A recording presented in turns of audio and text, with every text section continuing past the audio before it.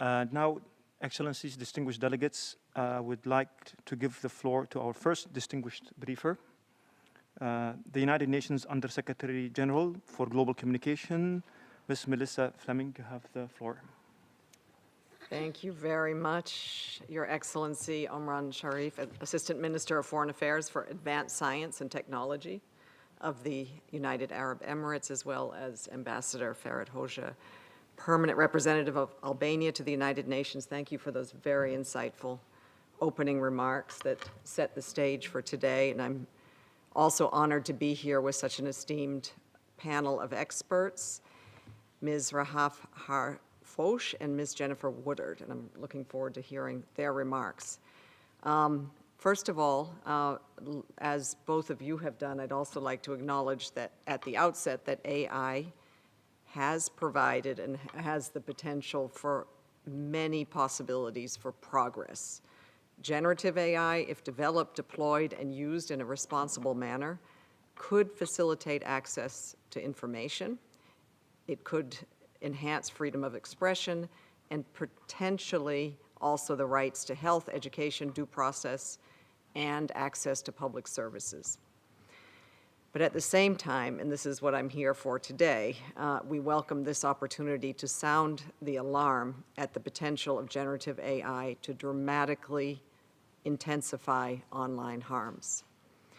The department that I lead has been focusing extensively on the way misinformation, disinformation, and hate speech pollute our information ecosystems, and how this harmful online environment polarizes society, undermines trust, and ultimately threatens human progress. AI has already and long been used by disinformation actors to distribute content through so-called bots on social media, to circulate disruptive narratives, or to attack individuals. These disinformation actors take advantage of algorithms that are designed to prioritize outrage and user engagement. They are programmed to amplify the posts that generate outrage and often result in promoting hate speech. By design, they at the same time limit the reach of factual, reliable information, including from the United Nations. But large-scale disinformation operations have had their own limits. Up until recently, they required significant investment in content creation. They needed manpower and a big, broad influencer network. But with the advent of generative AI technology, the cost and manpower barriers have been lifted. This means the online environment is about to get even worse. Large volumes of convincing disinformation, from text to audio to video, can be created at scale, at very low cost, and with minor human intervention.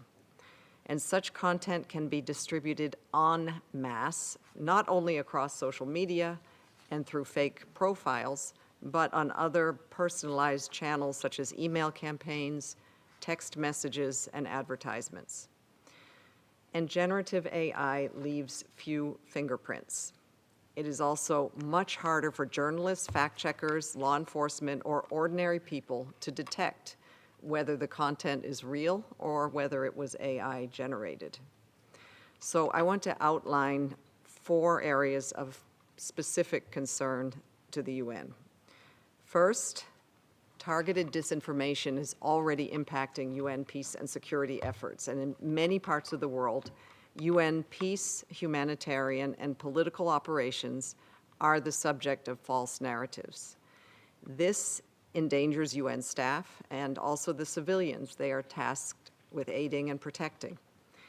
I would like to recall a recent survey of our peacekeepers where more than 70% who responded to the survey said that mis and disinformation severely or critically affected their ability to implement their mandates, 70%. And this is the landscape that they're already operating in. Now, enter cheap, off-the-shelf AI services and targeted targeted disinformation is becoming an even more potent weapon in the information wars.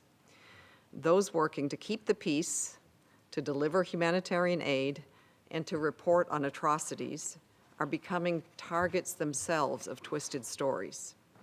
And this can undermine their missions by turning populations and donors against them.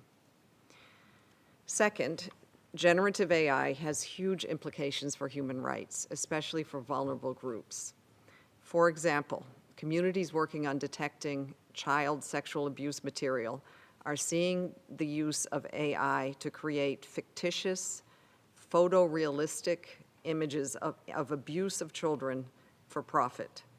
Increasingly, they're seeing the mixing of AI-generated sexual abuse images with the actual faces of real children. And deepfake technology is alarmingly also being used to generate non-consensual pornographic images of women and girls. Often, the targets are women in politics or journalism, activists, or even disinformation researchers, who are attacked with the aim to discredit them and to ruin their careers. For young girls, deploying the technology can be devastating. This fall, in Spain and in the United States, parents raised the alarm over AI-generated fake nude images of their teenage daughters that were circulating online and through messaging apps. Creating those deep fakes was child's play, literally. They were made by fellow teen classmates simply by adding the girls' photos into an AI app. We are also deeply worried that hateful content that is anti-Semitic, Islamophobic, racist, and xenophobic, which is already, as we know, posing a huge challenge, could be supercharged by generative AI. In the context of the current Middle East crisis, we have seen how AI tools have been used, are being used, to exacerbate existing anti-Semitic and also Islamophobic stereotypes, to further polarize and demonize the other, including through AI-manipulated images. And researchers have found many other potential dangers, including the production of highly convincing and compelling false information that is used to incite physical violence. And AI models can also be used to defame a person's honor or reputation. And we are, at the UN, anticipating it being used to scale up attacks against the UN and its staff to undermine our mission and our public image. Third, we are concerned about the impact on trust and democratic processes. Generative AI holds massive potential for voter manipulation. This is a big concern, especially in this bumper election year 2024, when more than 2 billion people around the world will be eligible to vote. It could be deployed to sway public opinion ahead of elections, and it could create fictitious majorities online, giving the false impression of support for one candidate or one issue over another. It can also manufacture deepfakes and clone voices of political candidates and systematically harass political opponents or journalists reporting on the electoral process. And this widespread misuse could further erode overall public trust that elections are a reliable expression of the will of the people. Fourth, generative AI tools will also make it easier and cheaper to inject content that questions established science and arouses suspicion of public institutions. This threatens to scale up, for example, the decades-long disinformation campaigns to derail and delay climate action by amplifying false information about climate change and renewable energy. And underlying these phenomenon is a decline in public trust in news and information sources. A recent report found that since May, the number of AI-generated news sites operated in multiple languages with little or no human oversight has risen from 49 in May to 600 today. Some of these so-called news sites are populated by thousands of new articles a day, They often mimic familiar news sites and spew out completely fabricated stories. And this is, of course, particularly destabilizing in conflict zones and intense environments.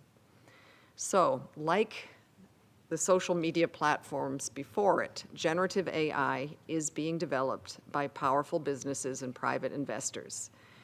But this time, governments, civil society, individual users, and we, I think, are calling for urgent action, and that's why we're sitting here at this meeting today, before it's too late.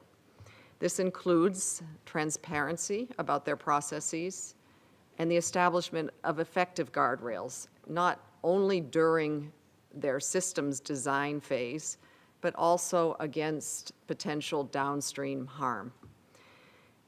We at the UN Secretariat are also not sitting idly by. The Secretary General, as you probably know, has established a multidisciplinary representative AI advisory body in October. They've been working very hard, and they're going to be publishing their first interim report later this week. In it, we believe they will warn how AI can erode public trust by magnifying harms, and helpfully, it will present recommendations for strengthening of global AI governance. And as you may know, my department has also been tasked with developing a code of conduct for information integrity in the context of the Summit of the Future. And our global consultation process that we've been conducting over the months, including with member states, during this process, we've heard heightened concerns by stakeholders about the destructive side of AI and how much more challenging addressing information harms is becoming with AI being increasingly deployed. They're also worried that the speed and the evolution of generative AI may overtake existing efforts and solutions that are finally in the pipeline. So such a UN code of conduct, we believe, is therefore needed more than ever to help increase the resilience in societies against disinformation and hate, and all the while upholding human rights. We hope to establish standards for a culture of safety, transparency, and privacy by design for all users everywhere. And we are calling on generative AI developers to put people before profit, to step up and find solutions before literally experimenting with this technology in real life. But just as generative AI poses risks for information integrity, it could also be part of the solution. AI-powered tools are already essential in efforts to address information harms. The tech companies themselves rely heavily on AI to detect and address harmful and violative content on their platforms, and we're encouraged that some AI developers have already agreed to watermark and fingerprint AI-generated photos and videos. This is a start. We must demand robust investment in generative AI that embraces safety and privacy by design. The world today needs healthy information ecosystems if we want informed, stable, and united societies. Thank you.